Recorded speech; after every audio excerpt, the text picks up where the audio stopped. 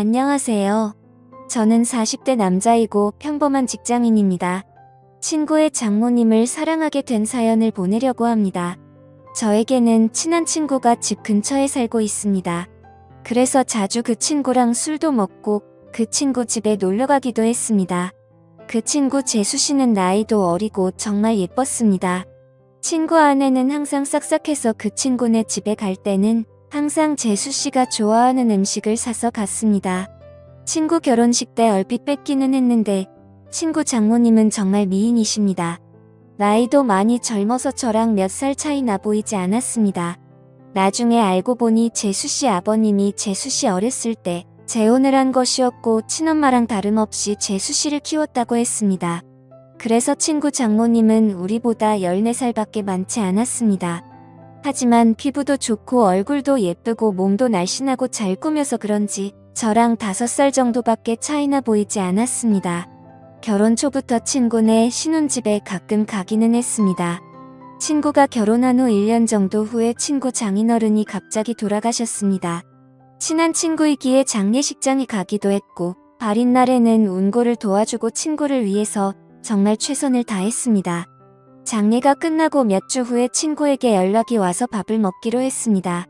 장례식 때 도와준 걸 자신의 장모님이 너무 고맙게 생각해서 친구 집에서 밥 한 끼 먹자고 하셨다고 했습니다. 장소는 비록 친구 집이었지만 친구 장모님이 손수 음식을 해주셨습니다. 나이는 저보다 그렇게 많지는 않지만 그래도 오랜 기간 주부로 지내셔서 그런지 정말 음식 솜씨가 뛰어났습니다.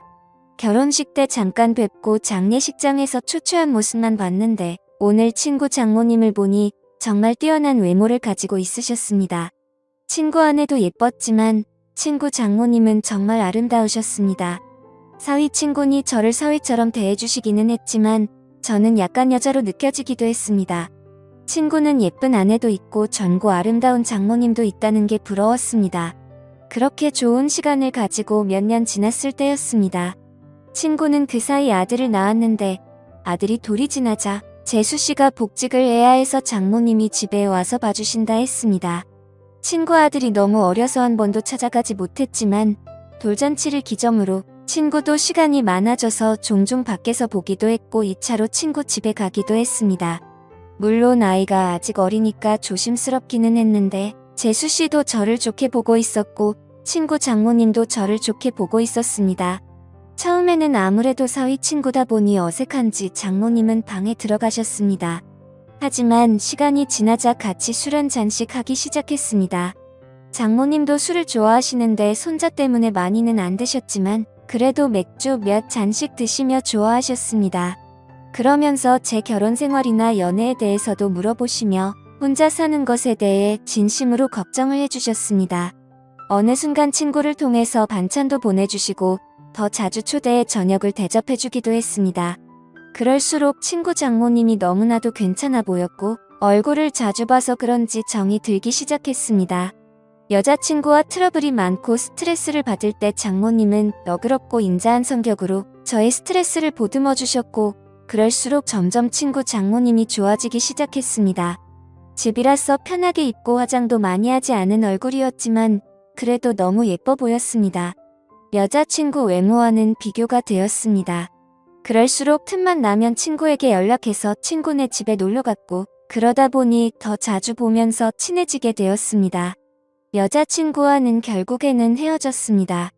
돈을 써서 젊고 예쁜 여자를 만나는 것이 더 낫다는 생각이 들었습니다.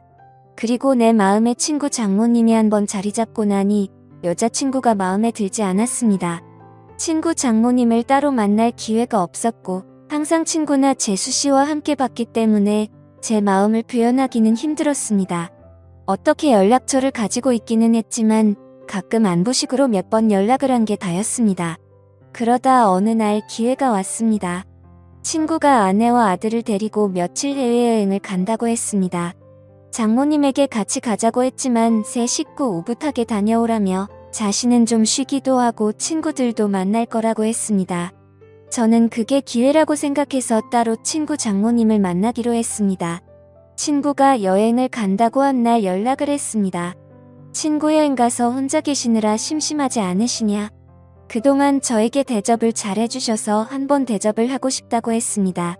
장모님은 스케줄이 좀 있다고 하셨고 스케줄 없는 날에 그런 맛있는 거 사달라고 하셨습니다.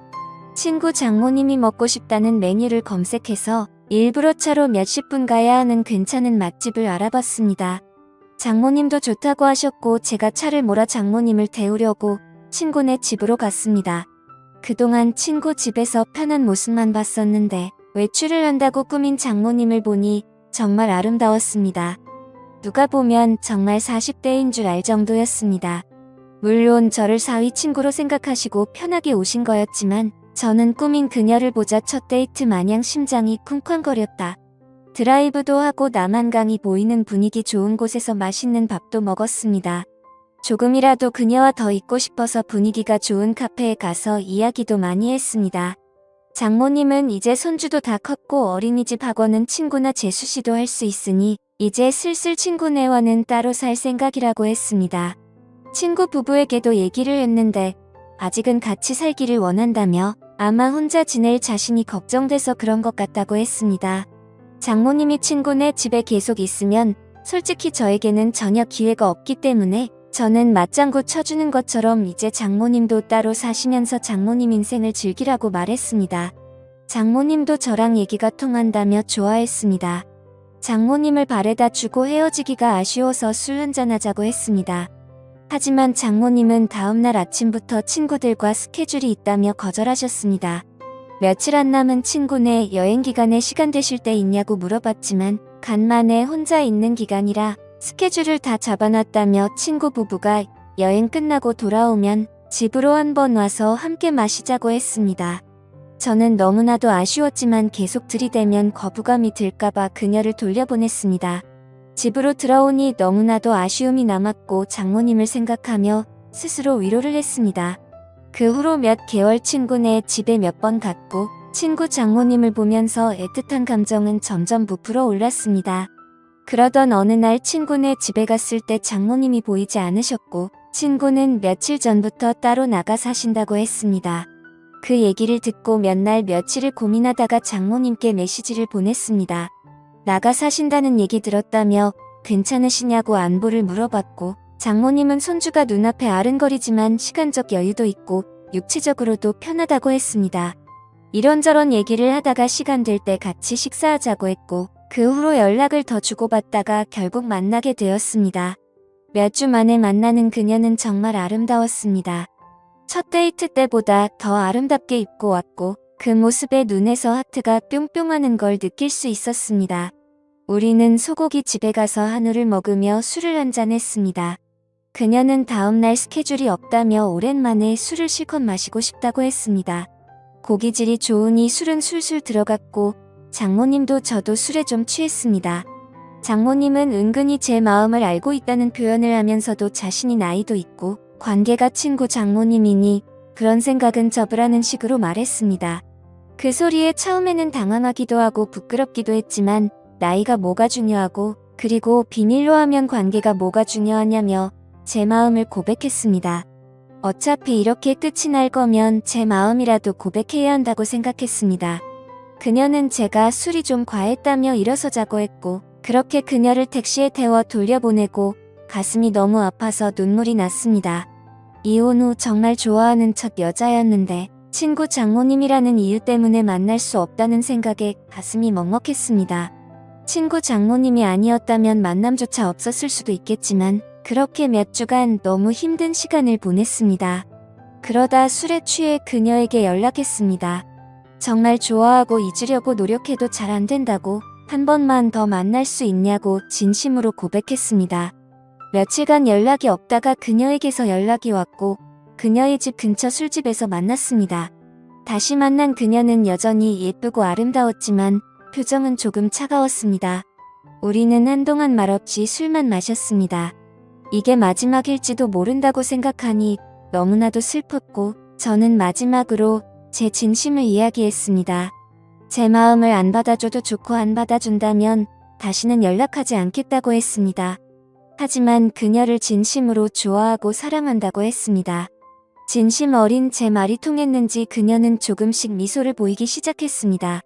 시킨 술 안주도 다 떨어져서 자리에서 일어나자고 말했더니 그녀는 장소를 옮겨서 맥주 한 잔 더 하자고 했습니다. 저는 그 자리가 마지막 자리일 줄 알았는데 그녀의 반응에 놀랍기도 하고 좋기도 했습니다. 맥주집으로 자리를 옮겼는데 이전 술집에서와는 다른 그녀의 표정과 행동을 보였습니다. 중간중간 기억이 나지 않지만 정신을 차렸을 때 우리는 그녀의 집에서 서로를 바라보고 있었고 그렇게 우리의 첫날이 시작되었습니다. 다음날 그녀의 집에서 늦잠을 자고 숙취로 머리가 아팠습니다. 거실에 나가보니 그녀는 벌써 북어국을 끓이고 있더군요. 우리는 말없이 밥을 함께 먹었고 연인처럼 대화를 주고받았습니다.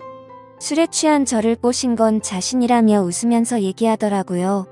장모님은 아름다운 얼굴만큼이나 30대라고 해도 믿을 만큼 몸매도 관리를 잘했었습니다. 얼굴도 몸도 50대가 아니었습니다.